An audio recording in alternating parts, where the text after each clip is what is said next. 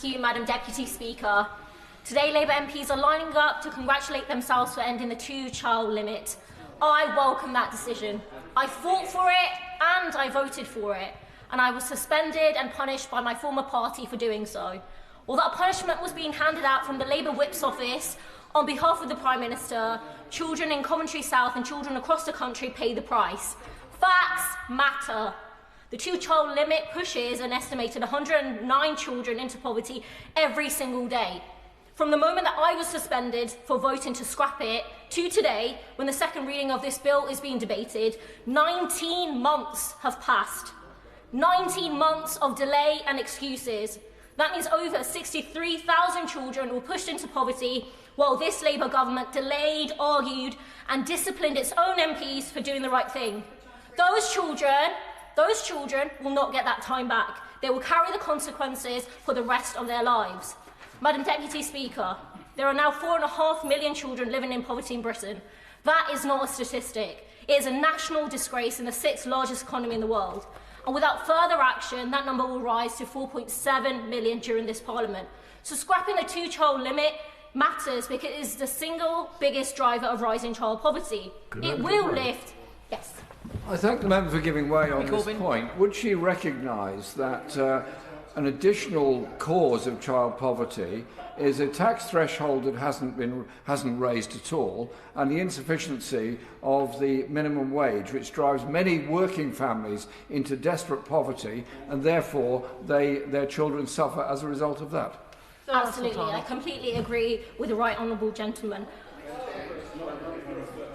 If I can continue without the heckling from the other side, who have now decided that child poverty is a priority that they want to pursue.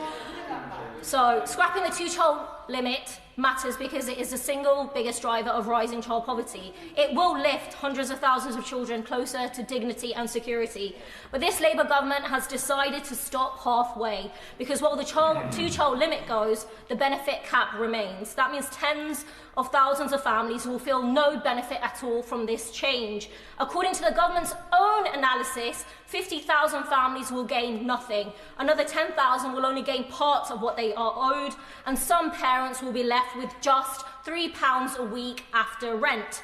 £3 to feed, clothe and raise a child. So let us be clear. You cannot claim to have ended a policy that punishes children while keeping another that traps them in deep poverty. The benefit cap does not drive employment. It does not create opportunity. It simply takes money from the poorest families, many of them single parents with very young children, and pushes them deeper into despair and hardship. If this Labour government is serious about tackling child poverty, it has to finish the job. That means scrapping the benefit cap, ending the two-child limit in full, increasing child-related benefits, making free school meals universal so no child is excluded simply because their parents earn £1 too much.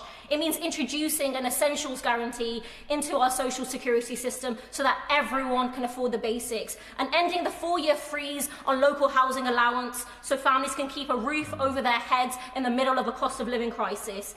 Every single day of delay causes real harm to the most vulnerable in our society. Every day of half measures by this Labour government means that children will continue growing up in cold, hungry and anxious about what comes tomorrow.